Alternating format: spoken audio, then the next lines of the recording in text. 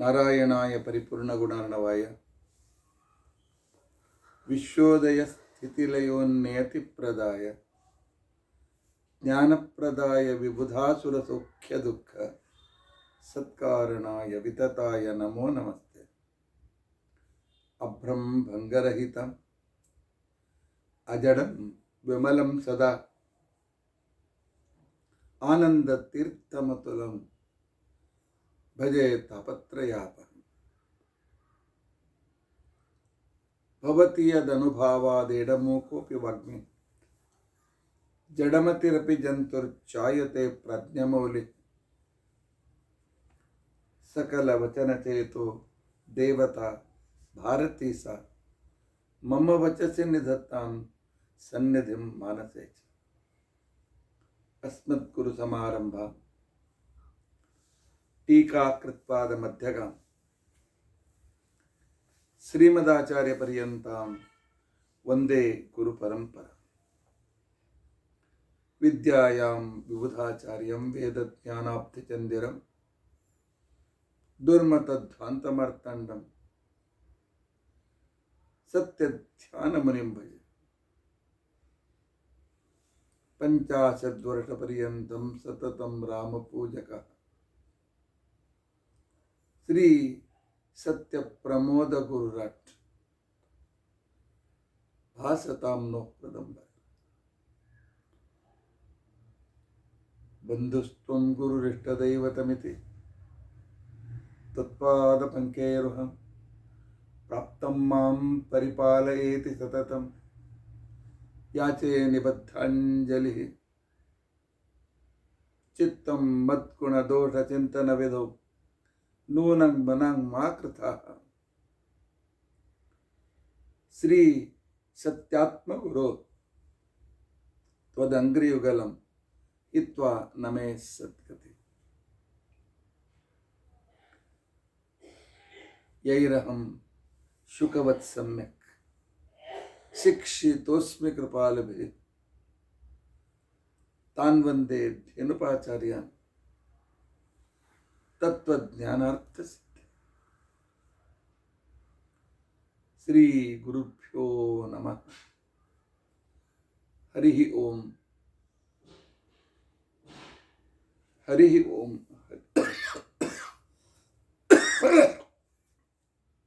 ಹರಿ ಓಂ. ಸ್ವಸ್ತ್ಯಸ್ತು. ಅಸೇಢ ತನ್ಮಂಗಲಾನಿ ಸಂತು. ಶ್ಲೋಕೈಕ ಶ್ರವಣ ಪಠನ ಮಾತ್ರೇಣ ವಕ್ತುಶ್ಚ ಶ್ರೋತॄಣಾಂ ನಿಖಿಲ ಕಲಿಕೃತ ಕಲ್ಮಷಾಪನೋದನ ಪುಡುತ್ತದೆ. ಧರ್ಮಾದ್ಯಖಿಲ ಪುರುಷಾರ್ಥ ಸಾಧನೆ ಭೂತೆ. ಅದ್ಯ ಶ್ರೀಕೃಷ್ಣ ಚಾರಿತ್ರ ಮಂಜರಿ ವಿವರಣಾರಂಭೆ ಸತಿ ಕಿಂಚಿತ್ ಪೂರ್ವಕಥಾನುವಾದ. ಹರಿ ಓಂ. ಹರಿ ಓಂ. ಹರಿ ಓಂ. ಹರೇ ರಾಮ ಹರೇ ರಾಮ ರಾಮ ರಾಮ ಹರೇ ಹರೇ. ಹರೇ ಕೃಷ್ಣ ಹರೇ ಕೃಷ್ಣ ಕೃಷ್ಣ ಕೃಷ್ಣ ಹರೇ ಹರೇ. ಹರೇ ರಾಮ ಹರೇ ರಾಮ ರಾಮ ರಾಮ ಹರೇ ಹರೇ.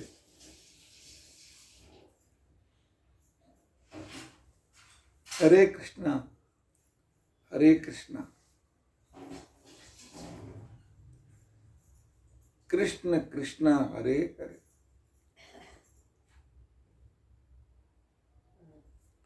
ಹರೇ ರಾಮ ಹರೇ ರಾಮ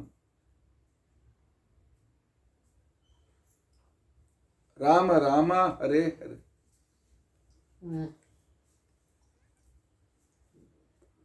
ಹರೇ ಕೃಷ್ಣ ಹರೇ ಕೃಷ್ಣ ಕೃಷ್ಣ ಕೃಷ್ಣ ಹರೇ ಹರೇ. ಹರೇ ರಾಮ ಹರೇ ರಾಮ ರಾಮ ರಾಮ ಹರೇ ಹರೇ. ಹರೇ ಕೃಷ್ಣ ಕೃಷ್ಣ ಕೃಷ್ಣ ಹರೇ ಹರೇ. ಶ್ರೀ ಗುರುಭ್ಯೋ ನಮಃ. ಹರಿ ಓಂ ಹರಿ ಓಂ ಹರಿ ಓಂ.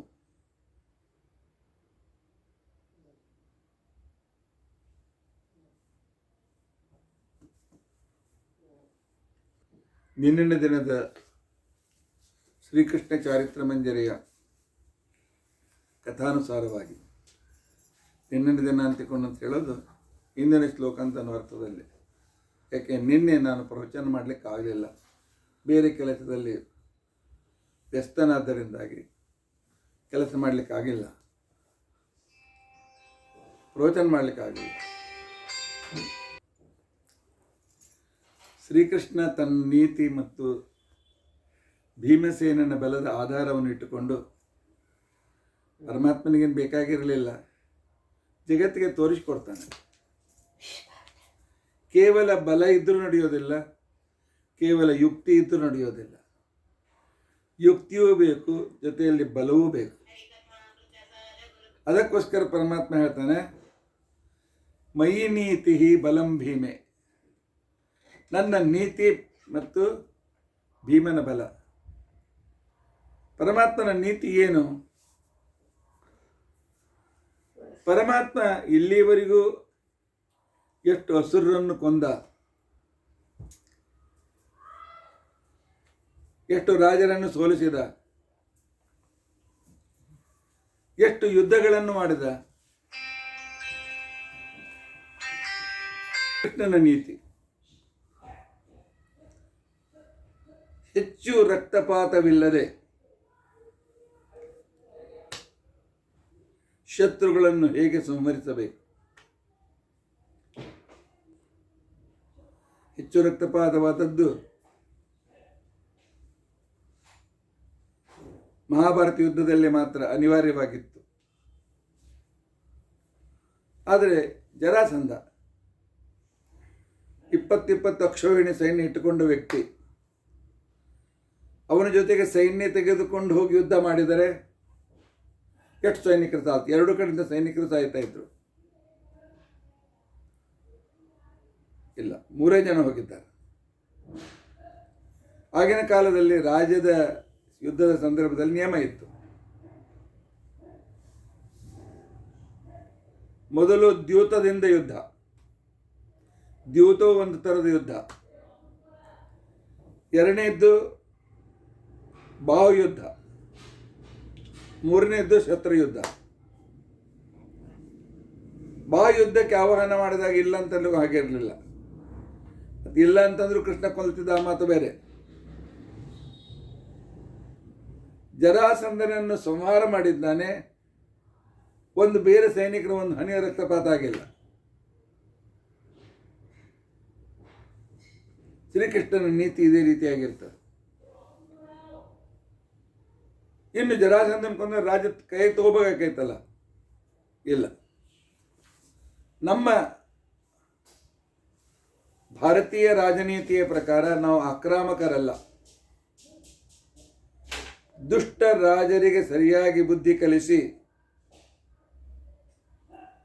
ದುಷ್ಟ ರಾಜರಿಗೆ ಸರಿಯಾದ ರೀತಿಯಲ್ಲಿ ಅವರು ಬಹಳ ಕೆಟ್ಟವರಾಗಿ ಕೊಂದು ಅವ್ರ ಮಕ್ಕಳನ್ನೇ ರಾಜರನ್ನ ಕೂಡಿಸ್ತಕ್ಕಂಥ ಕ್ರಮ. ಅವರಿಂದ ಜಗತ್ತಿಗೆ ಹಾನಿ ಆಗಬಾರ್ದು, ಅದನ್ನು ನೋಡ್ಕೊಳ್ಳೋದು. ಆ ರಾಜ್ಯ ನಮಗೆ ಬೇಕು ಅಂತಲ್ಲ. ಈ ನಿಯಮವನ್ನು ಮೊಟ್ಟ ಮೊದಲು ಮುರಿದವರು ದ್ರೋಣಾಚಾರ್ಯ. ಬ್ರಾಹ್ಮಣ ತಪ್ಪು ಮಾಡಿದರೆ ಎಷ್ಟು ದೀರ್ಘ ತಪ್ಪು ಮಾಡ್ತಾನೆ ಅಂತ ಅನ್ನೋದ್ರಿಂದ ಗೊತ್ತಾಗ್ತದೆ. ಕೃಷ್ಣ ನರಕಾಸುರನನ್ನು ಸಂಹಾರ ಮಾಡಿದ, ಅವನ ಮಗನನ್ನು ರಾಜನಾಗಿ ಕೂಡಿಸಿದ.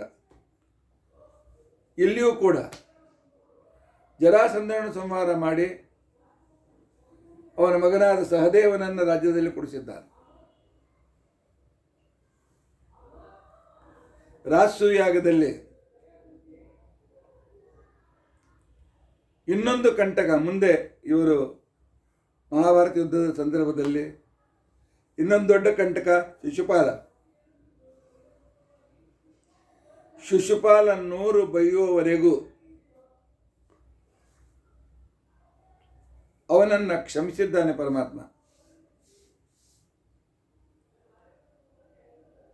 ಆ ನಂತರ ಯಾಜಸೂಯಾಗ ಮುಗಿದಿದೆ, ನಿರ್ವಿಘ್ನವಾಗಿ ಮುಗಿದಿದೆ. ರಾಜಸೂಯಾಗದ ಸಮಾಪ್ತಿ ಸಜ್ಜನರಿಗೆ ಸುಖದಾಯಕ, ದುರ್ಜನರಿಗೆ ದುಃಖದಾಯಕ. ದುರ್ಯೋಧನನ ಎದೆಯಲ್ಲಿ ಹೊಟ್ಟೆ ಕಿಚ್ಚು ದಗ ದಗ ದಗ ಉರಿತಾ ಇದೆ. ಅದಕ್ಕೆ ಸ್ವಲ್ಪ ತುಪ್ಪ ಹಾಕಿದಂತೆ ಅವನಿಗೆ ಅಪಮಾನ ಬೇರೆ ಆಯಿತು. ಮಯಾಸುರ ಮಾಡಿದ ಅದ್ಭುತವಾಗಿರ್ತಕ್ಕಂಥ ಸಭಾ ಯಜ್ಞ ಮುಗಿದ ಮೇಲೆ ಆ ಅದ್ಭುತ ಸಭೆಯನ್ನು ನೋಡೋದಕ್ಕೋಸ್ಕರ ದುರ್ಯೋಧನ ಬಂದಿದ್ದಾನೆ. ಅಲ್ಲಿ ವಿಚಿತ್ರವಾಗಿರ್ತಕ್ಕಂಥ ರಚನೆ. ನೆಲದಲ್ಲಿ ತಾವರೆಗಳು, ನೀರು, ಮೀನು ಇತ್ಯಾದಿಗಳು. ಆದರೆ ಅದೆಲ್ಲ ಕೃತ್ರಿಮ. ಅದರ ಮೇಲೆ ಸ್ಫಟಿಕದ ಕಲ್ಲು. ನೋಡುವವರಿಗೆ ಇದು ಸರೋವರ ಇದೆ ಅಂತ ಅನಿಸಿ ಅದರ ಹತ್ತಿರ ಹೋದಾಕ್ಷಣಕ್ಕೇನೆ ಸಾವಕಾಶ ಬಟ್ಟೆ ಎತ್ತಿ ಸಾವಕಾಶ ಇಳಿಯುವಂತೆ. ದುರ್ಯೋಧನ ಅದೇ ರೀತಿಯಾಗಿ ಸರೋವರ ಇದೆ ಅಂತ ತಿಳ್ಕೊಂಡಂತೇಳಿ ತಿಳಿದುಕೊಂಡ, ಬಟ್ಟೆ ಎತ್ತಿ ನಡೆದ. ಆಮೇಲೆ ಗೊತ್ತಾಯ್ತು ಸರೋವರ ಅಲ್ಲ ಅಂತ ತಿಳ್ಕೊಂಡಂತೇಳಿ. ಸುತ್ತಲಿನವರು ನಕ್ಕಿದ್ದಾರೆ. ದುರ್ಯೋಧನಿಗೆ ಅಪಮಾನವಾಗಿದೆ. ಇನ್ನೊಂದು ಕಡೆಯಿಂದ ಪೂರ್ತಿ ಅಲ್ಲಿಂದ ಅಲ್ಲಿ ಹೋಗಲಿಕ್ಕೆ ಸ್ಥಳ, ಬಾಗಿಲು, ದೊಡ್ಡ ಬಾಗಿಲು. ಆದರೆ ಮಧ್ಯದಲ್ಲಿ ಸ್ಫಟಿಕದ ಟ್ರಾನ್ಸ್ಪರೆಂಟ್ ಬಾಗಿಲು, ಗೋಡೆ. ಅದು ಬಾಗಿಲು ಪಡಬಡ ಹೋದ ದುರ್ಯೋಧನ. ಟಪ್ ಅಂತೇಳಿ ತಲೆ ಬಡಿಸ್ಕೊಂಡು ಕೆಳಗೆ ಬಿದ್ದ.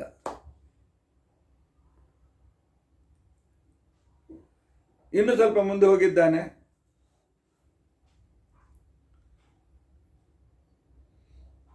ಅಲ್ಲಿ ನಿಜವಾಗಿಯೂ ಸರೋವರ ಇತ್ತು.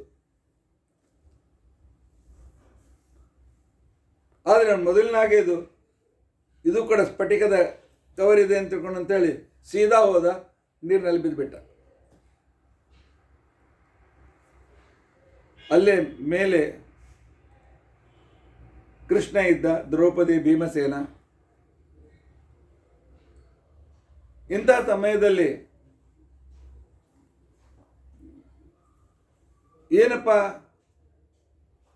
ಅಪ್ಪ ಕುರುಡಾದರೆ ಮಗನೂ ಕೂಡ ಕಣ್ಣಿದ್ದು ಕುರುಡನೆ ಅಂತ ತಿಳ್ಕೊಂಡಂತೆ ಭೀಮಸೇನ ಹೇಳಿ ಜೋರಾಗಿ ನಕ್ಕ. ಆಗ ದ್ರೌಪದಿ ಮೊದಲಾದವರು ನಕ್ಕರು. ಮೊದಲೇ ಅಪಮಾನವಾಗಿ ಸಿಟ್ಟು ಬಂದಿತ್ತು. ಪಾಂಡವರ ಸಂಪತ್ತು ನೋಡಿ ಇನ್ನೂ ಹೊಟ್ಟೆಗೆ ಹೆಚ್ಚಾಗಿತ್ತು. ಅದರಲ್ಲಿ ಇವರು ನಕ್ಕದ್ದು ಬೇರೆ.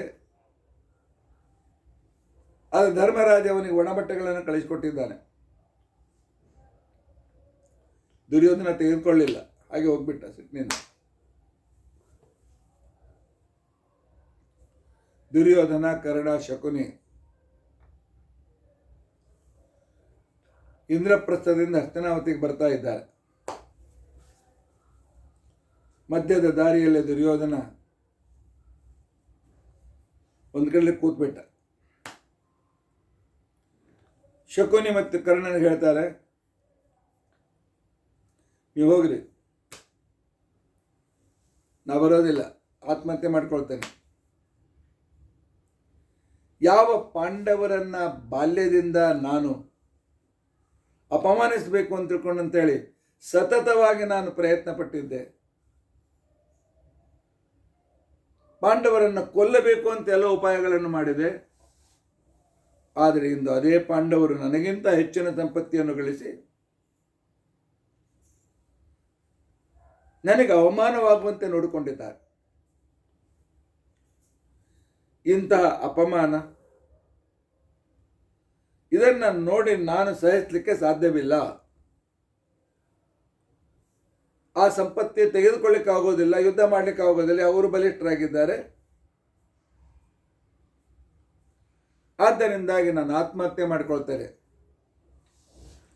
ಪ್ರಾಯೋಪವೇಶ, ಸಾಯುವವರೆಗೂ ಉಪವಾಸ ಮಾಡ್ತಾ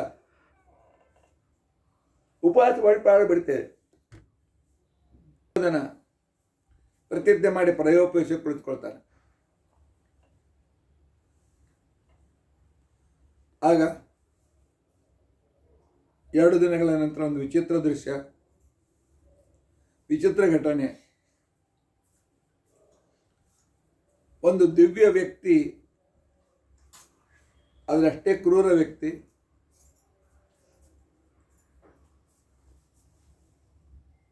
ನನ್ನ ಎತ್ತಿ ಕರೆದುಕೊಂಡು ಹೋಗಿದೆ ಪಾತಾಳಕ್ಕೆ. ಪಾತಾಳದಲ್ಲಿ ಇರ್ತಕ್ಕಂಥ ಎಲ್ಲ ಅಸುರರು ಒಂದು ರೂಪದಿಂದ ಇನ್ನೊಂದು ಕಲಿಯೂ ಅಲ್ಲೇ ಇದ್ದ.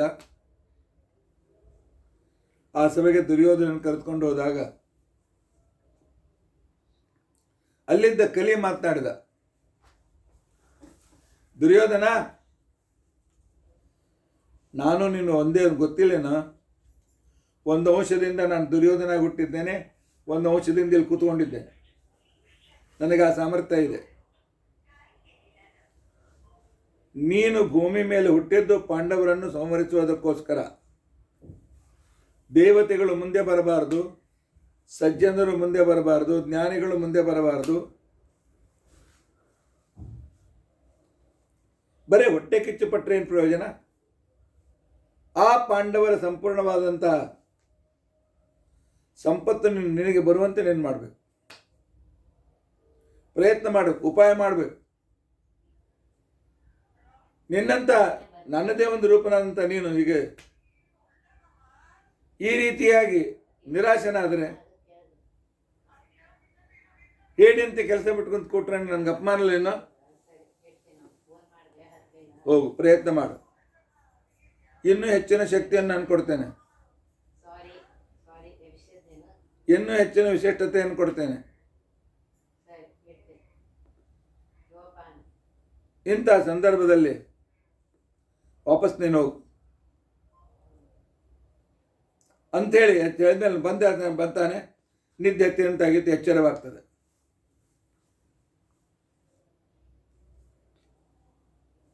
ಆಗ ಎಲ್ಲ ನೆನೆಸ್ಕೊಂಡಾಗ ಕರ್ಣ ಹೇಳ್ತಾನೆ, ದುರ್ಯೋಧನ, ಪಾಂಡವರ ಸಂಪತ್ತಿ ಎಲ್ಲ ನಿನಗೆ ಬರುವಂತೆ ಆಗುವವರೆಗೂ ನಾನು ಸೇವಕರಿಂದ ಕಾಲು ತೊಳಚಿಕೊಳ್ಳೋದಿಲ್ಲ.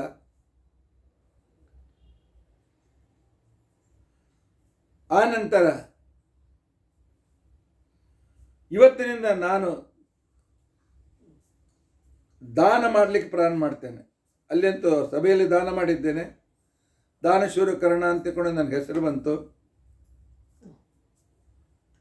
ದಾನಶೂರ ಕರ್ಣ ಅಂತಕೊಂಡಂತ ಹೆಸರು ಬಂದದ್ದರಿಂದಾಗಿ ಅದನ್ನು ಉಳಿಸ್ಕೊಳ್ತೇನೆ. ಆದರೆ ನಾನು ಕೊಡುವ ದಾನ ನಿನಗೋಸ್ಕರ. ನೆನ್ಪಿಟ್ಕೊಳ್ಳಿ, ದಾನಶೂರ ಕರ್ಣ ಅಂದಾಕ್ಷಣಕ್ಕೇನೆ ಗ್ರೇಟ್ ಅಂತನ್ಲಿಕ್ಕೆ ಹೋಗಬೇಡಿ. ದಾನದ ಉದ್ದೇಶ ಹರಿಪ್ರೀತಿಯಾಗಿದ್ದರೆ ಅದು ದಾನ. ಅದರ ಬದಲಾಗಿ ಬೇರೆ ಉದ್ದೇಶ ಇತ್ತು ಅಂತ ತಿಳ್ಕೊಂಡಂತಂದರೆ ಅದು ದುರ್ದಾನ, ಪಾಪವನ್ನು ತಂದು ಕೊಡ್ತದೆ. ಕರ್ಣ ಮಾಡುವ ದಾನ ಅವನಿಗಿನ್ನೂ ಪಾಪವನ್ನು ಹೆಚ್ಚು ಮಾಡಿದೆ.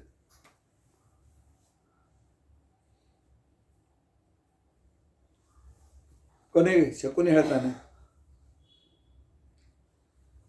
ಪಾಂಡವರ ಸಂಪತ್ತಿ ನಿನ್ನ ಹತ್ರ ಬಂದರೆ ನೀನು ಸಂತೋಷ ಪಡ್ತೀಯ. ಪಾಂಡವರು ಎಷ್ಟು ಸಂಪತ್ತಿ, ಪರ್ವತಗಟ್ಟಲೆ ಸಂಪತ್ತಿ ಗಳಿಸಿದ್ದಾರೆ, ಮತ್ತೆ ಅವರು ಉಡುಗೊರೆ ಬಂದಿದೆ, ಅದೆಲ್ಲ ನಿನಗೆ ಆ ಸಂಪತ್ತಿ ಬರುವಂತೆ ನಾನು ಮಾಡ್ತೇನೆ. ದುರ್ಯೋಧನ ಅಂದ, ಏನಪ್ಪಾ ನೀ ಯುದ್ಧ ಮಾಡ್ತೀಯ? ಹೌದು, ಇದೊಂದು ಥರದ ಯುದ್ಧ. ಹೇಗೆ ಯುದ್ಧ ಭೂಮಿಯಲ್ಲಿ ಶಸ್ತ್ರಾಸ್ತ್ರಗಳಿಂದ ಯುದ್ಧವೋ ಅದಕ್ಕಿಂತಲೂ ಸಣ್ಣ ಯುದ್ಧ ದ್ವಂದ್ವ ಯುದ್ಧ, ಅದಕ್ಕಿಂತಲೂ ಸಣ್ಣ ಯುದ್ಧ ದ್ಯೂತ. ರಾಜರಿಗೆ ದ್ಯೂತ ರೂಪ ಯುದ್ಧಕ್ಕೆ ಕರೆದರೆ ಇಲ್ಲ ಅಂತ ಅನ್ನಬಾರ್ದು.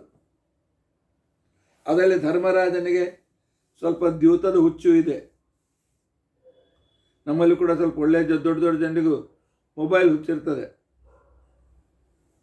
ಹಾಗೆ ಅವನಿಗೆ ದ್ಯೂತದ ಹುಚ್ಚು, ಆದರೆ ಅವನಿಗೆ ದ್ಯೂತ ಆಡ್ಲಿಕ್ಕೆ ಬರೋದಿಲ್ಲ.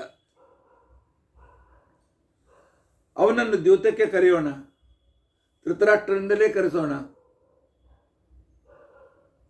ಆ ನಂತರ ದ್ಯೂತದಿಂದ ಅವರೆಲ್ಲ ಸಂಪತ್ತಿನಿಗೆ ಬರುವಂತೆ ಮಾಡ್ತೇನೆ, ಚಿಂತೆ ಮಾಡಬೇಡ, ಮನೆಗೆ ನಡೆ ಅಂತ ತಿಳ್ಕೊಂಡು ಅಂತ ಹೇಳಿದ್ದ.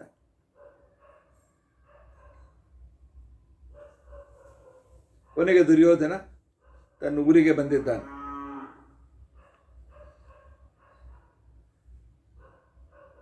ಧೃತರಾಷ್ಟ್ರನು ಪಾಂಡವರನ್ನ ಕರೀಬೇಕು ದ್ಯೂತಕ್ಕೆ, ಆದರೆ ಅವನ ಮನಸ್ಸು ಕರಗಬೇಕಲ್ಲ, ನಾಟಕ ಮಾಡಬೇಕು.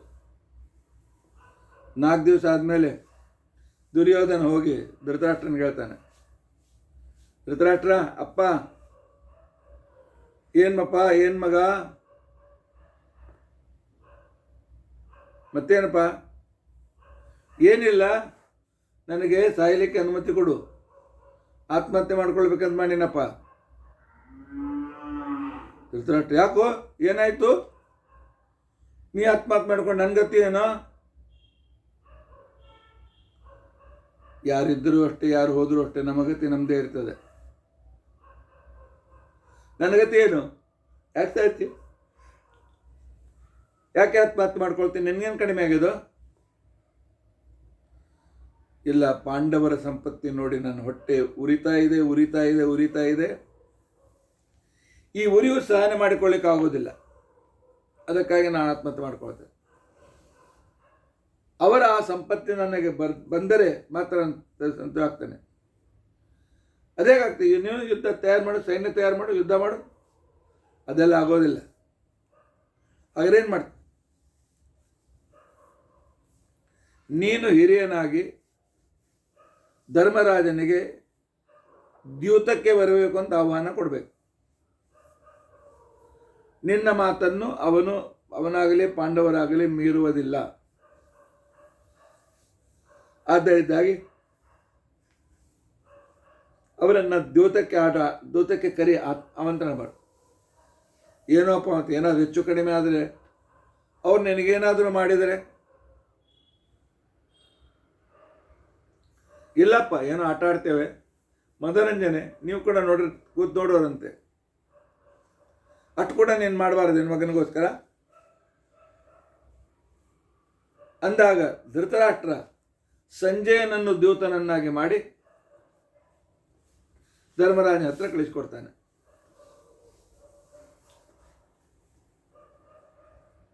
ನಾನು ಬಂದಿದ್ದೇನೆ, ಧರ್ಮರಾಜ, ನಿಮ್ಮ ದೊಡ್ಡಪ್ಪ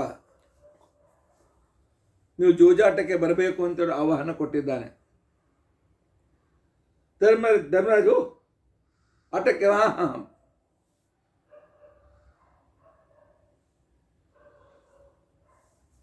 ಆಗ ಸಂಜಯ್ ಹೇಳ್ತಾನೆ, ನಾನು ದೂತನಾಗಿ ಬಂದು ನಿನಗೇನು ಸಂದೇಶ ಕೊಡಬೇಕಾಗಿತ್ತು, ಕೊಟ್ಟಾಯ್ತು. ಈಗ ಸಂಜಯನಾಗಿ ರಾಜದೂತ ಬದಿಗೆ ಹೋದೆ. ಈಗ ನಿನಗೆ ಹೇಳ್ತೇನೆ, ಹೋಗಬೇಡ. ಜೂಜಾಟದಲ್ಲಿ ಮಹಾಮೋಸಗಾರ ಶಕುನಿ ಮೋಸದಿಂದ ನಿಮ್ಮೆಲ್ಲ ಸಂಪತ್ತಿಯನ್ನ ಕಬಳಿಸ್ತಾನೆ. ಆದ್ದರಿಂದಾಗಿ ಈ ರೀತಿಯಾಗಿರ್ತಕ್ಕಂಥ ಕ್ರಮದಲ್ಲಿ ನೀನು ಹೋಗೋದು ಬೇಡ ಅಂತಕೊಂಡಂತ ಹೇಳ್ತಾನೆ. ಧರ್ಮರಾಜ ಅಂತಾನೆ, ಇಲ್ಲ ದೊಡ್ಡಪ್ಪ ಕರೆದಿದ್ದಾನೆ, ಹೋಗ್ಬೇಕಲ್ಲ, ದೊಡ್ಡಪ್ಪನನ್ನು ಬಿಟ್ಟು ಇರಲಿಕ್ಕೆ ಹೇಗಾಗ್ತದೆ ಅಂತ ಮಾತನಾಡಿದಾಗ ಆಗ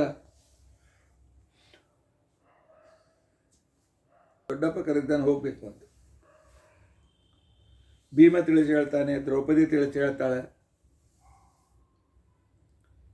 ಆದರೆ ಧರ್ಮರಾಜನಲ್ಲೂ ಕೂಡ ಕಲಿಪ್ರವೇಶ ಆಗುವ ಸಂದರ್ಭ ಇತ್ತು.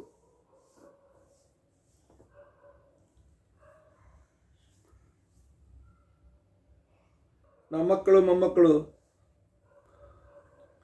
ಆಡುವ ಜೂಜಾಟವನ್ನು ನೋಡಬೇಕು ಅಂತಕೊಂಡಂತೇಳಿ ಬಯಸ್ತಾ ಇದ್ದಾರೆ. ಆದ್ದರಿಂದಾಗಿ ನಾವು ಯಾಕೆ ಆಟ ಆಡಬಾರ್ದು? ಆಗಲಿ ಬರ್ತೀನಿ ಅಂತಕೊಂಡಂತ ಹೇಳಿದ್ದಾನೆ. ಪಾಂಡವರು ಆಗ್ರಹ ಮಾಡಿದಾಗ, ಇಲ್ಲ ನನ್ನೊಂದು ಪ್ರತಿಜ್ಞೆ ಇದೆ, ಜೂಜಾಟಕ್ಕೆ ಯಾರು ಕರೆದ್ರೆ ಇಲ್ಲ ಅನ್ನೋದಿಲ್ಲ ಅಂತ ಕೊಡುತ್ತೇಳಿ ನಾನು ಪ್ರತಿಜ್ಞೆ ಮುರಿಲಿಕ್ಕೆ ಆಗೋದಿಲ್ಲ.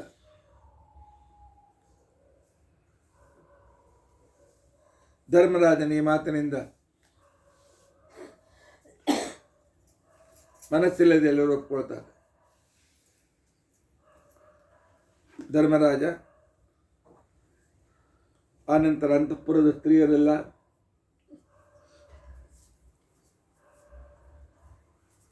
ಆಮೇಲೆ ಪಾಂಡವರು ಅವರ ಸಂಬಂಧಿಕರು ಹೊರಟಿದ್ದಾರೆ.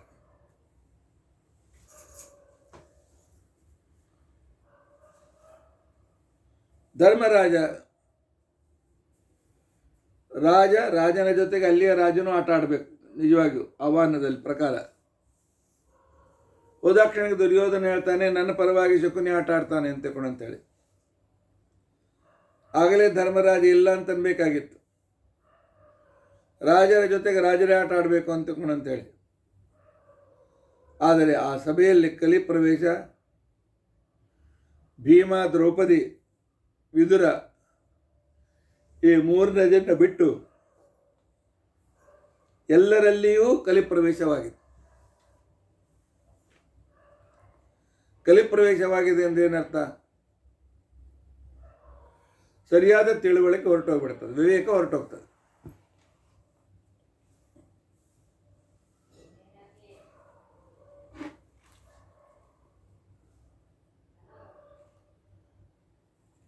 ನಾವು ಹೊರಗಿನ ತಿನ್ನೋದಿಲ್ಲ ಅಂತ ನಿಮ್ಮ ಕೆಲವರು, ನಾವಂತೂ ಮಾಡ್ತೀವಿ ಮಾಡ್ತೇವೆ, ನೀವಲ್ಲಿ ಕೆಲವು ನಿಯಮ ಪರಿಪಾಲನೆ ಮಾಡ್ತಾ ಇರ್ತೀವಿ.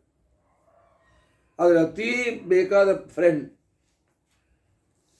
ಅಥವಾ ನಿಮ್ಮ ಚಿಕ್ಕಪ್ಪ ದೊಡ್ಡಪ್ಪ ಯಾರಾದರೂ, ನಡೆಯೋ ನಮ್ಮ ಜೊತೆಗೆ ಊಟ ಮಾಡಿದ್ರೆ ಬಂದು ಕೂತ್ಕೊಳ್ಳು ಸ್ವಲ್ಪ ನಮ್ಮ ಜೊತೆಗಾದರೂ ಕೂಡ ಅಂತೇಳಿ ಕರ್ಕೊಂಡು ಹೋಗ್ತಾರೆ.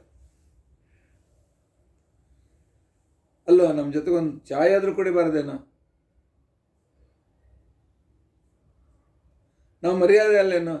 ನಮ್ಮ ಮರ್ಯಾದೆ ಕೊಡೋದ್ರು ಒಂದು ಚಹಾ ಆದರೂ ಕುಡಿಯೋ ಅಂತ ತಿಳ್ಕೊಂಡಂತೇಳಿ ನೀವು ದಾಕ್ಷಿಣ್ಯಕ್ಕೆ ಬೀಳ್ತಾನೆ. ಮತ್ತು ಚಹಾ ಕುಡಿದ್ಮೇಲೆ ಒಂದೆರಡು ಮಸಾಲ ದೋಸೆ ತರಲಿಕ್ಕೇನು ಹೋಗಿದೆ ಅಂತ ಈ ರೀತಿಯಾಗಿ ಕಲಿಪ್ರವೇಶ ನಮ್ಮನ್ನು ತನ್ನ ಕಡೆಗೆ ಎಳೀತದೆ. ಕಲಿಪ್ರವೇಶವಾದಾಗ ಯಾವುದು ತಪ್ಪು ಅಂತ ತಿಳ್ಕೊಂಡಂತೇಳಿ ನಮ್ಮ ವಿವೇಕ ಹೊರಟೋಗಿರ್ತದೆ. ವಿವೇಕಹೀನರಾಗಿರ್ತೇವೆ. ವಿವೇಕಹೀನರಾಗಿ ಸರಿಯಾಗಿರ್ತಕ್ಕಂಥ ಒಂದು ಚಿಂತನೆಯಿಂದ ನಾವು ಹೊರಗಾಗಿರ್ತೇವೆ. ಧರ್ಮರಾಜನಿಗೂ ಕೂಡ ಅದೇ ರೀತಿಯಾಗಿ ಆಗಿದೆ.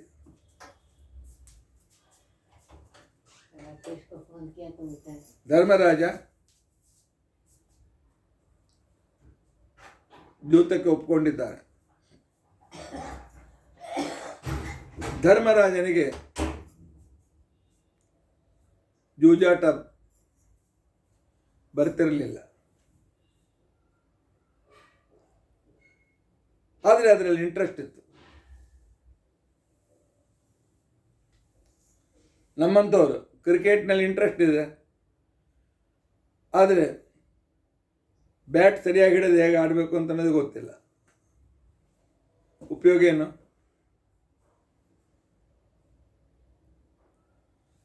ಮತ್ತು ಆಗಿನ ಕಾಲದ ದ್ಯೂತ, ಈಗಿನ ಕಾಲದ ದ್ಯೂತ ಬೇರೆ ಬೇರೆ.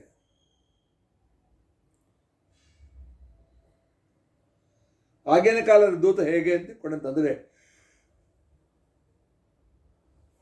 Imagination mathematics. ಒಂದು ತರಹದ ಕಾಯಿ, ನಮ್ಮಲ್ಲಿ ಗಜಗ ಅಂತ ಕರೀತಾರೆ, ಬೇಡ. ಗೇರು ಬೀಜ ನೋಡಿದ್ದೀರಾ? ಕಪ್ಪಿರ್ತಾರೆ, ಸಣ್ಣ ಸಣ್ಣ ಗೇರು ಬೀಜ. ಹುಣಸೆ ಬೀಜಕ್ಕಿಂತ ಸ್ವಲ್ಪ ದೊಡ್ಡದು. ಎದುರಿಗೆ 3-4 ತಗ್ಗು ಇರುವ ಒಂದು ಪಾತ್ರೆ,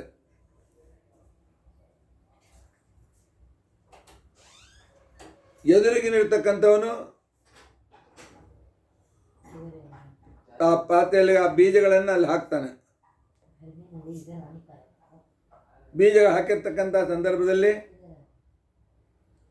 ಈ ಕಡೆಯವನು ಹೇಳಬೇಕು ಎಷ್ಟಿವೆ ಅಂತ ತಿಳ್ಕೊಂಡಂತೇಳಿ. ಈ ರೀತಿ ಚಾಣಾಕ್ಷತೆಯಿಂದ ಆಡ್ತಕ್ಕಂಥ ಜೂಜಾಟ.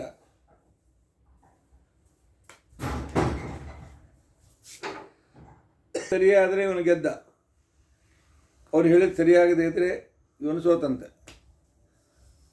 ಅಷ್ಟು ಬುದ್ಧಿವಂತಿಕೆ ಆಟವಾಗಿತ್ತು ಆಗಿನ ಕಾಲದಲ್ಲಿ ದ್ಯೂತ. ಈಗಿನಂತೆ ಕವಡೆ ಅಥವಾ ಆನಂತರ ಲೆತ್ತ ಒಂದು ಸ್ಕ್ವೇರ್ ಮಾಡಿದಂಥ ಅದು ಇರಲಿಲ್ಲ. ಎಲ್ಲಿ ಎಷ್ಟು ಬೀಜ ಬಿದ್ದಿವೆ ಅಂತ ಅನ್ನೋದನ್ನು ದೂರಿಂದ ನೋಡಿ ಹೇಳಬೇಕು ಅವನು.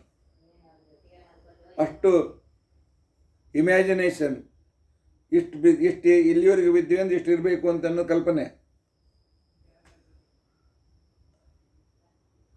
ಅದರಲ್ಲಿ ಶಕುನಿ ಚಾಣಾಕ್ಷನಾಗಿದ್ದು, ಅದರಲ್ಲಿ ಮೋಸಗಾರ ಬೇರೆ. ಧರ್ಮರಾಜ ಸರಿ ಹಾಕಿದ್ರೆ ಇಲ್ಲ ಅಂತ ತಿಳ್ಕೊಂಡಂತೇಳಿ ಒದರಾಟ ತೀರಾಟ ಮಾಡ್ತಾ ಇದ್ದ. ಧರ್ಮರಾಜ ಒಂದೊಂದಾಗಿ ಇಡ್ತಾ ಇದ್ದಾನೆ.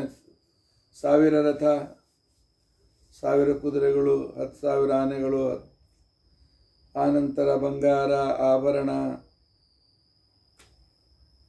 ಅದು ಕಲಿಪ್ರವೇಶ ಆದ ಕ್ಷಣಕ್ಕೆ ಒಂದು ಥರದ ಒಂದು ಮತ್ತು ಏರಿದಂತೆ ಆಟದಲ್ಲಿ ಇಡ್ತಾ ಹೋದ. ರಾಸೂಯಾಗದಲ್ಲಿ ಬಂದ ಉಡುಗೊರೆ, ತಮ್ಮಂದಿರು ತಂದಿರತಕ್ಕಂಥ ಸಂಪೂರ್ಣ ಸಂಪತ್ತಿಯ ರಾಶಿ. ಧರ್ಮರಾಜ ಸೋತಿದ್ದಾನೆ. ಕೊನೆಗೆ ತನ್ನ ರಾಜ್ಯ ಇಟ್ಟು ಸೋತಿದ್ದಾನೆ. ಆನಂತರ ಏನು ಉಡಿಲಿಲ್ಲ ಅಂತಿಕೊಂಡಂತೇಳಿ ಸಹದೇವನನ್ನು ಪಣಕ್ಕಿಟ್ಟಿದ್ದಾನೆ, ನಕುಲನನ್ನು ಪಣಕ್ಕಿಟ್ಟಿದ್ದಾನೆ, ಅರ್ಜುನನನ್ನು ಪಣಕ್ಕಿಟ್ಟಿದ್ದಾನೆ, ಭೀಮಸೇನನ್ನು ಪಣಕ್ಕಿಟ್ಟಿದ್ದಾನೆ, ತನ್ನನ್ನು ತಾನು ಪಣಕ್ಕೆ ಇಟ್ಟಿದ್ದಾನೆ, ಸೋತು ಹೋಗಿದ್ದಾನೆ.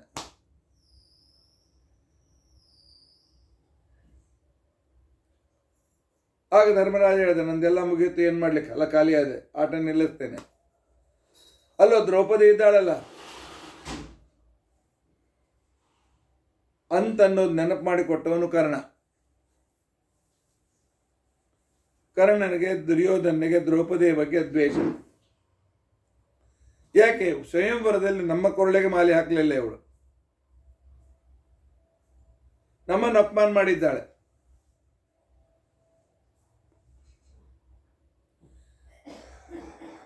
ದ್ರೌಪದಿಯನ್ನು ನಿಮಿತ್ತಲಾಗಬೇಕಾಗಿತ್ತು ಮುಂದಿನ ಯುದ್ಧಕ್ಕೋಸ್ಕರ.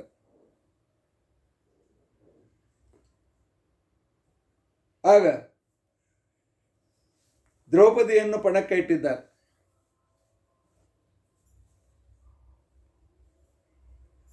ಆಯ್ತು, ಅದನ್ನು ಸೋತು ಬಿಟ್ಟ. ಆ ಕಾಲಕ್ಕೆ ಪ್ರಾತಿಕಾಮಿ ಅಂತಕ್ಕಂಥ ದೂತನಿಗೆ ದುರ್ಯೋಧನ ಹೇಳ್ತಾನೆ, ಹೋಗು ದ್ರೌಪದಿಗೆ ದಾಸಿಯಾಗಿದ್ದಿ, ಸಭೆಗೆ ಬಾ, ನಮ್ಮ ಸೇವೆ ಮಾಡಬೇಕು ಅಂತಕೊಂಡಂತೇಳಿ. ಅಷ್ಟು ದ್ವೇಷ, ಆ ಹೆಣ್ಣುಗಳಿಗೆ ಅಪಮಾನ ಮಾಡಬೇಕು ಅಂತ ತಿಳ್ಕೊಂಡಂತೇಳಿ.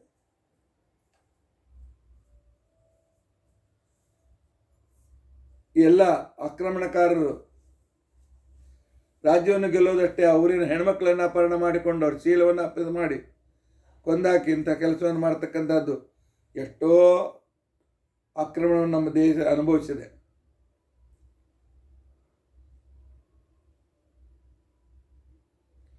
ಪ್ರಾತಕಾಮಿ ದ್ರೌಪದಿ ಹತ್ರ ಹೋಗ್ತಾನೆ. ದ್ರೌಪದಿ ಹೇಳ್ತಾಳೆ, ನಾನೀಗ ರಜಸ್ವಲೆಯಾಗಿದ್ದೇನೆ, ಬರೋದಿಲ್ಲ.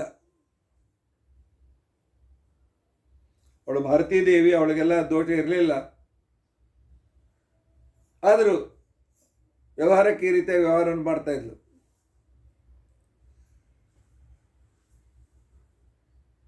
ನಾನು ಒಂದೇ ವಸ್ತ್ರದಲ್ಲಿರ್ತೇನೆ, ಉತ್ತರೀಯ ವಸ್ತ್ರ ಸಹಿತಳಾಗಿರೋದಿಲ್ಲ, ಸಭೆಗೆ ನಾನು ಬರೋದಿಲ್ಲ ಅಂತ ಹೇಳಿ ಕಳಿಸ್ತಾಳೆ. ಪ್ರಾತಿಕಾಮಿ ಬಂದು ಹೇಳ್ತಾನೆ, ದ್ರೌಪದಿಗೆ ಹೇಳಿದ್ದಾಳೆ ಅಂತ ತಿಳ್ಕೊಂಡು ಅಂತೇಳಿ. ಆಗ ದುರ್ಯೋಧನ ಹೇಳ್ತಾನೆ, ನೀನು ಆಟದಲ್ಲಿ ನಿನ್ನ ಗಂಡ ನಿನ್ನನ್ನು ಪಣಕ್ಕಿಟ್ಟು ಸೋತಿದ್ದಾನೆ, ನೀನು ನಮ್ಮ ದಾಸಿಯಾಗಿದ್ದೆ, ಏಕವಸ್ತ್ರಾವ ವಿವಸ್ತ್ರಾವ,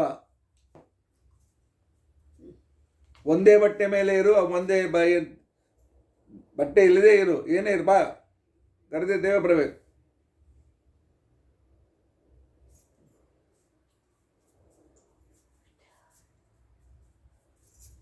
ನಾನು ಬರೋದಿಲ್ಲ ಅಂತ ಹೇಳಿ ಕಳಿಸಿದ್ದಾಳೆ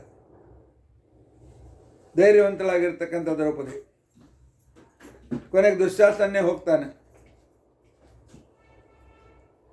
ಅವಳ ಕೂದಲಕ್ಕೆ ಕೈ ಹಾಕ್ತಾನೆ, ಎಳಿತಾನೆ. ತನ್ನನ್ನು ಬಿಡಿಸಿಕೊಳ್ಳುವ ಸಾಮರ್ಥ್ಯ ದ್ರೌಪದಿಗೆ ಇದೆ. ಬೇಡ, ಸ್ವಲ್ಪ ಸಿಟ್ಟಿನಿಂದ ಅವನ ಕಡೆಗೆ ನೋಡಿದರೆ ಸುಟ್ಟು ಬೂದಿ ಆಗ್ತಾ ಇದ್ದ. ಆದರೆ ವಾಯುದೇವರು, ಭಾರತೀ ದೇವಿಯರು, ಇವರು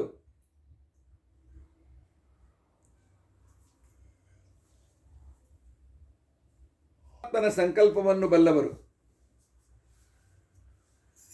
ಈಗ ದುರ್ಯೋಧನ ದುಶ್ಯಾಸನರ ಮರಣದ ಬಾಗಿಲು ತೆರೆಯಲ್ಪಡಬೇಕು. ಮುಂದೆ ಎಲ್ಲ ಸೈನ್ಯ ಸಮೇತರಾಗಿ ಇವರನ್ನು ನಾಶಪಡಿಸಬೇಕು. ಕಲಿ ತನ್ನ ದುಸ್ವಭಾವವನ್ನು ಬಿಡ್ಲಿಕ್ಕೆ ಆಗೋದಿಲ್ಲ. ಸಭೆಗೆ ಹೇಳ್ಕೊಂಡು ಬರ್ತಾನೆ ದುಶ್ಯಾಸನ. ವ್ಯವಹಾರಕ್ಕೋಸ್ಕರ ಅವಳು ಕೇಳ್ತಾಳೆ,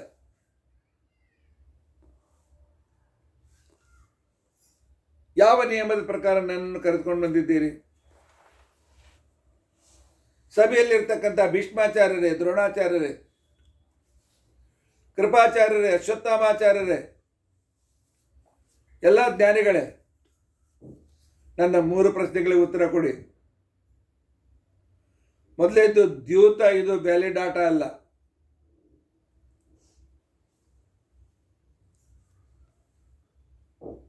ಮನರಂಜನೆಯಾಗಿ ಹೊರತು ಅಲ್ಲಿ ದುಡ್ಡು ಸಂಪತ್ತು ಯಾವುದು ಬರೋದಿಲ್ಲ.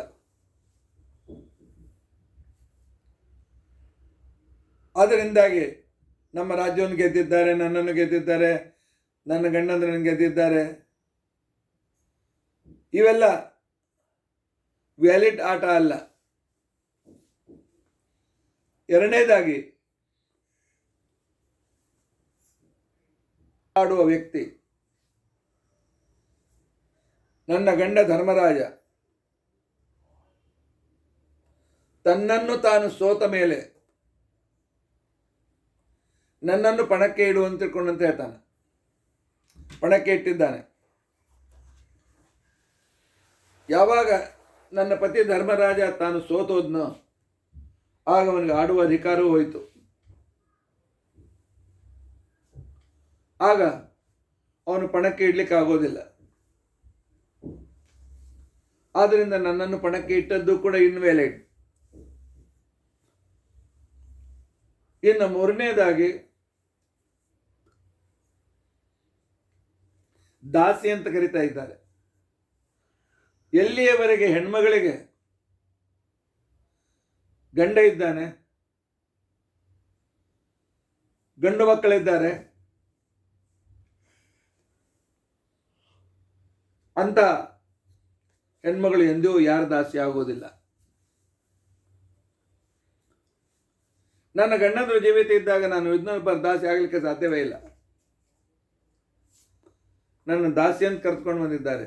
ಇದು ಎಷ್ಟು ನ್ಯಾಯ, ಎಂಥ ನ್ಯಾಯ ಹೇಳಿ ಅಂತ ಕೇಳ್ಕೊಳ್ತಾ ಇದ್ದಾಳೆ.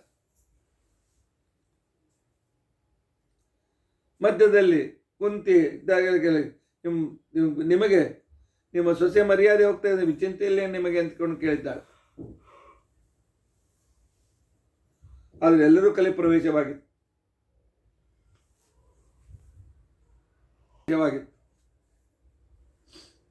ಭೀಷ್ಮಾಚಾರ್ಯ ಹೇಳ್ತಾರೆ, ನೋಡು, ಧರ್ಮಶಾಸ್ತ್ರ ನನಗಿಂತ ನಿಮ್ಮ ಗಂಡ ಹೆಚ್ಚು ಗೊತ್ತಿದೆ, ಅವನಿಗೆ ಕೇಳು ಅಂತಕೊಂಡು ನನಗೆ ಅರ್ಥ ಆಗ್ತಾ ಇಲ್ಲ ಅಂತ ಹೇಳ್ಬಿಟ್ರು. ದ್ರೋಣ, ಕೃಪಾಚಾರ್ಯರು, ಅಶ್ವತ್ಥಾಮಾಚಾರ್ಯ ಕೆಳ ಮುಖ ಕುಡ್ಕೊಂಡು ಮುಖ ಎತ್ತಲೇ ಇಲ್ಲ ಅವರು.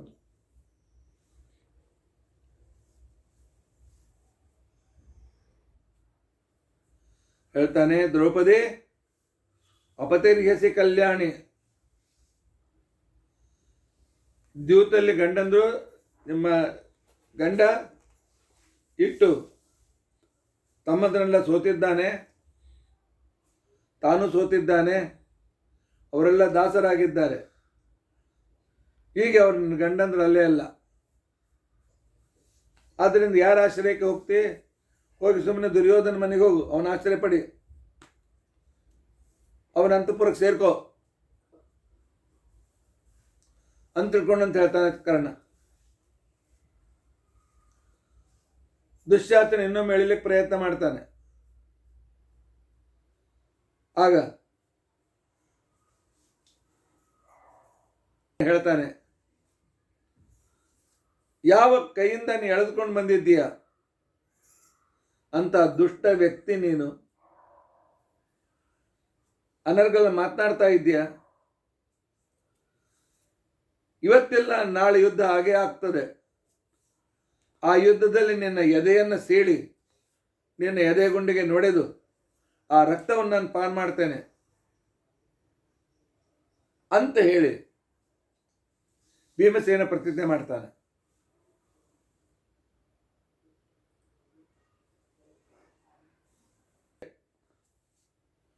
ದುರ್ಯೋಧನ ತನ್ನ ಬಟ್ಟೆಯನ್ನ ಮೇಲೆ ಮಾಡಿ ತೊಡೆ ತೋರಿಸಿ, ಬಾ ಇಲ್ಲಿ ಕೂತ್ಕೋ ಬಾ ಅಂತೇಳಿ ಕರೀತಾನೆ ದ್ರೌಪದಿಗೆ. ಆಗ ಭೀಮಸೇನ ಎದ್ದು ಹೇಳ್ತಾನೆ, ಯಾವ ತೊಡೆ ತೋರಿಸಿದ್ದೆ ಆ ತೊಡೆಯನ್ನು ಒಡೆದೇ ನಾನೇನು ಕೊಂದಾಕ್ತೇನೆ ಅಂತ.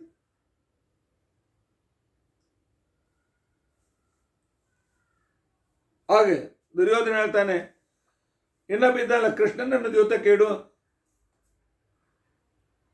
ಅಂತ ತಿಳ್ಕೊಂಡಂತೇಳಿ. ಆಗ ಭೀಮಸೇನ ಅಂತಾನೆ, ದೇವರ ವಿರುದ್ಧ ಮಾತನಾಡಿದವರಿಗೆ ಮರಣಾಂತ ಶಿಕ್ಷೆ ಎಂದು ನನ್ನ ಪ್ರತಿಜ್ಞೆ. ದುರ್ಯೋಧನ, ನಿನ್ನನ್ನು ಕೊಂದು ಕೆಳಗೆ ಹಾಕಿ ನಿನ್ನ ತಲೆ ಮೇಲೆ ಕಾಲಿಟ್ಟು ಕಾಲಿನ ಹೊಲಿಸುತ್ತೇನೆ. ರಾಜನಾದರೆ ಏನಾಯಿತು? ನನ್ನ ಕೃಷ್ಣನಿಗೆ ಅಪಮಾನ ಮಾಡಿದ್ದೆ.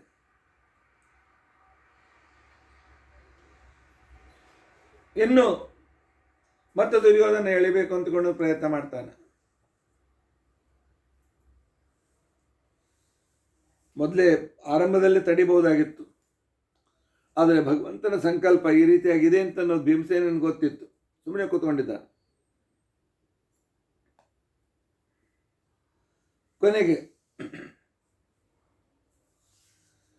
ದ್ರೌಪದಿಯ ಸೀರೆ ಎಳಿತಾ ಇದ್ದಾನೆ ದುಶ್ಯಾಸನ.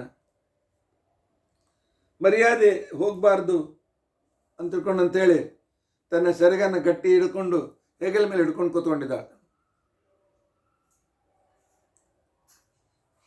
ದುಶ್ಯಾಸನ ಎಳಿತಾ ಇದ್ದಾನೆ, ಗಟ್ಟಿಯಾಗಿ ಸೀರೆ ಹಿಡಿದಿದ್ದಾಳೆ ಇವಳು. ಆನಂತಾಳೆ, ಅನಾಥ ರಕ್ಷಕ, ಆಪದ್ಬಾಂಧವ, ಅನನ್ಯಾಶ್ಚಿಂತೆಯಂತೋ ಮಾಂ, ಅಂಥವರಿಗೆ ಯೋಗಕ್ಷೇಮ ವಾಮ್ಯಂ ಅಂತ ಹೇಳಿದ್ದೆಯಲ್ಲ. ಏನಾಯ್ತಪ್ಪ ಕೃಷ್ಣ, ಎಲ್ಲಿದ್ದಿ, ಬಾ ಅಂತ ನೀನು ನಂಬಿದ್ದೇನೆ ಅಂತ ತಿಳ್ಕೊಂಡಂತೇಳಿ ಹಿಡಿದ ಕೈಯನ್ನು ಬಿಟ್ಬಿಟ್ಟಿದ್ದಾಳೆ. ಆ ಕೃಷ್ಣ ದ್ವಾರಕಾ ವಾಸನ್, ಕ್ವಾಸಿ, ಎಲ್ಲಿದ್ದೀಯಪ್ಪ, ಬಾ ಬೇಗ. ಎದೆ ಮೇಲಿದ್ದ ಸೆರಗು ದುಶ್ಯಾಸನ ಸೀರೆ ಎಳಿತಾ ಇದ್ದರೆ ಕೆಳಗೆ ಬರಲಿಕ್ಕೆ ಎಷ್ಟು ವೇಳೆ ಹಿಡಿತಾರೆ? ಫ್ರ್ಯಾಕ್ಷನ್ ಆಫ್ ಸೆಕೆಂಡ್ ಬೇಕಾಗಿಲ್ಲ. ಅಷ್ಟರಲ್ಲಿ ಪರಮಾತ್ಮ ಅನಂತ ವಸ್ತ್ರಗಳನ್ನು ಕೊಟ್ಟಿದ್ದಾನೆ. ಇವನು ಎಳಿತಾ ಇದ್ದಾನೆ, ಹೊಸ ಹೊಸ ಸೀರೆ ಬರ್ತಾ ಇವೆ. ಸಭೆಯೆಲ್ಲ ಆಶ್ಚರ್ಯಚಕಿತವಾಗಿ ಕೂತ್ಕೊಂಡಿದ್ದೆ, ಸ್ತಬ್ಧವಾಗಿದೆ. ಕೃಷ್ಣನ ಮಹಿಮೆಯನ್ನು ನೋಡು ದೇವತೆಗಳು ಪುಷ್ಪವೃಷ್ಟಿಯನ್ನು ಮಾಡಿದ್ದಾರೆ. ಆಗ ಭೀಮಸೇನ ಎದ್ದಿದ್ದಾನೆ. ಅರ್ಜುನ, ಏನು ಕ್ಷಮೆ ಸಾಕು, ಅಣ್ಣ ಬಹಳ ತಪ್ಪು ಮಾಡ್ತಾ ಇದ್ದಾನೆ. ಯಾವ ಕೈಯಿಂದ ಅವನು ದ್ರೌಪದಿಯನ್ನು ಪಣಕ್ಕೆ ಇಟ್ಟಿದ್ದಾನೆ, ಅವನ ಕೈಗಳನ್ನು ಸುಡಬೇಕು, ಬೆಂಕಿ ತಗೊಂಡ್ ಬಾ.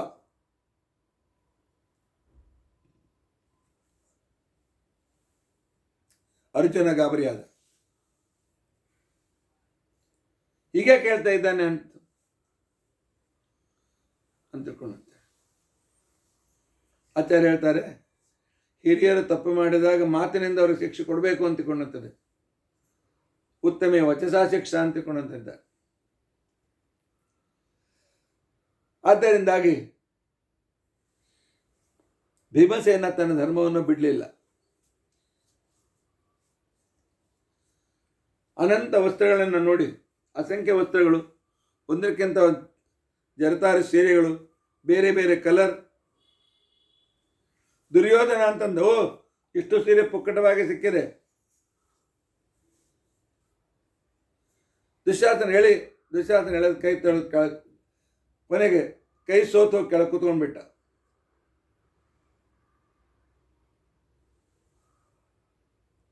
ಸೀರೆ ಎಲ್ಲ ಮಡಿಸಿರು, ನಮ್ಮ ಕೋಶಾಗಾರ ಸೇರಿಸಿ ಒಳ್ಳೆ ಬೆಲೆಬಾಳು ಸೀರೆ ಇವೆ.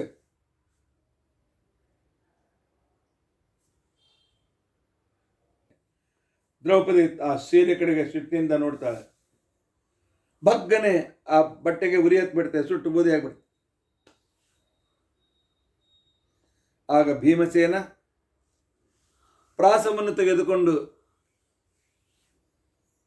ಈಗಲೇ ನಿಮ್ಮನ್ನು ಮುಗಿಸ್ಬಿಡ್ತೇನೆ, ಅಣ್ಣನ ಕಡೆ ನೋಡೋದಿಲ್ಲ ನನ್ನ ಅಂತಿಕೊಂಡು ಅಂತೇಳಿ ಅಂದಾಗ ಎಲ್ಲ ಕೌರವರು ಅಂಜಿ ದ್ರೋಣಾಚಾರ್ಯದಿಂದ ಆಡ್ಕೊಂಡಿದ್ದಾರೆ. ದ್ರೋಣಾಚಾರ್ಯ ಅಭಯ ಕೊಟ್ಟಿದ್ದಾರೆ, ನಿಮಗೋಸ್ಕರ ನಾನು ಯುದ್ಧ ಮಾಡ್ತೇನೆ, ನಿಮ್ಮ ರಕ್ಷಣೆ ಮಾಡ್ತೇನೆ ಅಂತ ತಿಳ್ಕೊಂಡು ಅಂತೇಳಿ. ಆಗ ಧೂಮಕೇತು ಆಕಾಶದಲ್ಲಿ ಮೂಡ್ತದೆ.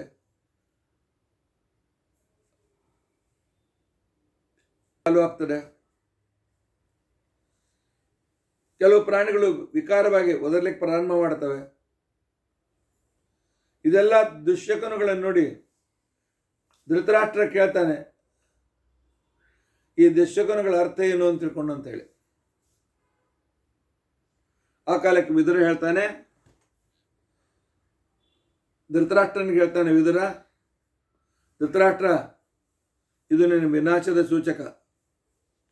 ಭೀಮಸೇನಿಗೆ ಸಿಟ್ಟು ಬಂದಿದೆ. ಈಗ ನೀನು ಈ ಸಂದರ್ಭ ನಿಲ್ಲಿಸಲಿಲ್ಲ ಅಂತಿಕೊಂಡಂತಂದ್ರೆ ಈಗಲೇ ನಿನ್ನ ಎದುರಿಗೆ ನಿನ್ನ 100 ಮಕ್ಕಳ ಹನನವಾಗ್ತದೆ ಅಂತಿಕೊಂಡು ಅಂತ ಹೇಳಿದಾಗ,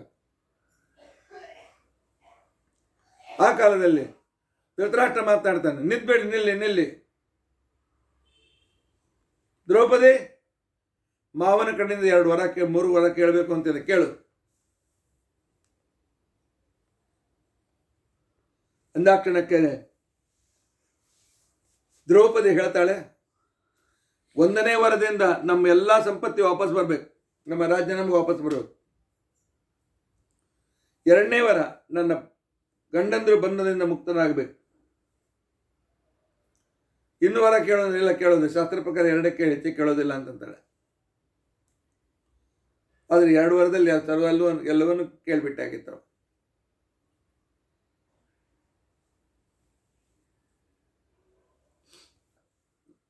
ಧೃತರಾಷ್ಟ್ರ ತಥಾಸ್ತು ಅಂತ ತಿಳ್ಕೊಂಡು ಅಂತ ಹೇಳಿ ಪಾಂಡವರಿಗೆ ಹೇಳ್ತಾನೆ, ನಿಮ್ಮ ಊರಿಗೆ ಹೋಗ್ರಿ, ನಿಮ್ಮ ಸಂಪತ್ತು ನಿಮ್ಮದೇ ಇದೆ, ಹಾಗೆ ಅಂತ ತಿಳ್ಕೊಂಡು ಅಂತ ಹೇಳಿ. ಪಾಂಡವರು ತಮ್ಮ ಊರಿಗೆ ಹೋದ ಮೇಲೆ ದುರ್ಯೋಧನಾದಿಗಳು ಧೃತರಾಷ್ಟ್ರನಿಗೆ ಬೈತಾರೆ, ಗೆದ್ದ ರಾಜ್ಯ ವಾಪಸ್ ಕೊಟ್ಟಿಯಲ್ಲಪ್ಪ, ಎಂಥವ ನೀನು, ಇಲ್ಲ ನಿಮ್ಮನ್ನು ಪ್ರಾಣ ಉಳಿಸ್ಬೇಕಾಗಿತ್ತು, ಭೀಮ ಕೊಂದ್ಬಿಡ್ತಿದ್ದ, ಇಲ್ಲ ಮತ್ತೊಮ್ಮೆ ದೂತಕ್ಕೆ ಕರಿ ಅಂತ ತಿಳ್ಕೊಂಡು ಅಂತ ಹೇಳ್ತಾನೆ. ಈ ಸಲ ಪಣಕ್ಕೆ ವಸ್ತುಗಳನ್ನು ಇಡುವುದಲ್ಲ,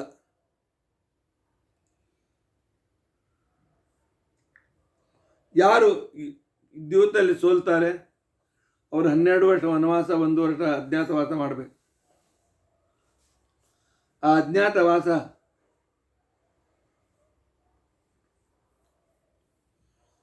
ಅತ್ಯಂತ ಪ್ರಸಿದ್ಧವಾದ ರಾಜರ ಅರಮನೆಯಲ್ಲಿ ಮಾಡಬೇಕು. ಈ ಪ್ರಸಂಗದಲ್ಲಿ ಯಾರಾದರೂ ಒಬ್ಬ ಪಾಂಡವರನ್ನು ನಾವು ಗುರುತಿಸಿದರೆ ಆಗ ಪುನಃ ಪಾಂಡವರು ಕಡೆಗೆ ಹೋಗ್ಬೇಕು. ಈ ನಿಯಮ ಮಾಡಿದ್ದಾರೆ. ಎರಡನೇ ಸಲ ಆಹ್ವಾನ ಬಂತು. ಮೊದಲನೇ ಸಲ ಎಲ್ಲ ರೀತಿಯಾಗಿರ್ತಕ್ಕಂಥ ದ್ರೌಪದಿ ವಸ್ತ್ರಾಣದ ಪ್ರಯತ್ನ, ಸಂಪತ್ತು, ಅದು ಇದು, ಪಾಂಡವರು ಸರ್ವತ ಹೋಗಬೇಡ ಅಂತಂದಿದ್ದಾರೆ.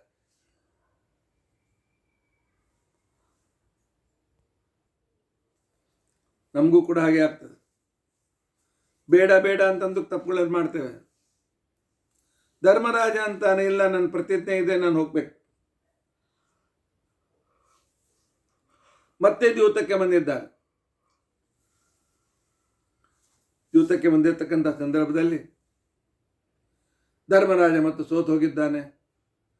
ಪಾಂಡವರು 12 ವರ್ಷ ವನವಾಸ, 1 ವರ್ಷ ಅಜ್ಞಾತವಾಸಕ್ಕೆ ಹೋಗುವುದು ನಿರ್ಣಯವಾಗಿದೆ.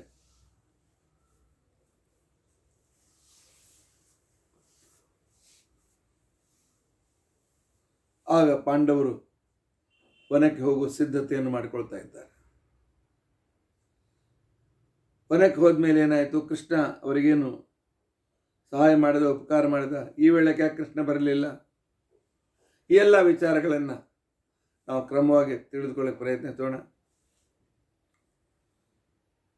ಇತಿ ಅದ್ಯ ಕಥಾ ಪ್ರಸಕ್ತಿ. ಹರೇ ರಾಮ ಹರೇ ರಾಮ ರಾಮ ರಾಮ ಹರೇ ಹರೇ, ಹರೇ ಕೃಷ್ಣ ಕೃಷ್ಣ ಕೃಷ್ಣ ಹರೇ ಹರೇ. ಉಗ್ರಂ ವೀರಂ ಮಹಾವಿಷ್ಣುಂ ಜ್ವಲಂತಂ ಸರ್ವತೋಮುಖಂ ನೃಸಿಂಹಂ ಭೀಷ್ಣಂ ಭದ್ರಂ ಮೃತ್ಯುಂ ನಮಾಮ್ಯಹಂ. ಅಚ್ಯುತಾನಂತ ಗೋವಿಂದ ಸ್ಮೃತಿ ಮಾತ್ರಾರ್ಥನಾಶನ ರೋಗಾನ್ಮೇ ನಾಶಯ ಶೇಷಾನ್ ಆಶು ಧನ್ವಂತರೇ ಹರೇ. ಅಕ್ಷಯಂ ಕರ್ಮ ಯಸ್ಮಿನ್ ಪರೇ ಸ್ವರ್ಪಿತಂ ಪ್ರಕ್ಷಯಂ ಯಾಂತಿ ದುಃಖಾನಿ ಅನ್ನಾಮತಃ. ಅಕ್ಷರೋ ಯೋಜನ ಸರ್ವದೇವಾಮೃತಃ ಉಕ್ಷಯಂ ಯಸ್ವಂ ಸದಾ ಅಧಿಕಂ ಪ್ರೀಣಯಾಮೋ ವಾಸುದೇವಂ ದೇವತಾ ಮಂಡಲ ಖಂಡಮಂಡಲ. ಶ್ರೀಕೃಷ್ಣಾರ್ಪಣಮಸ್ತು.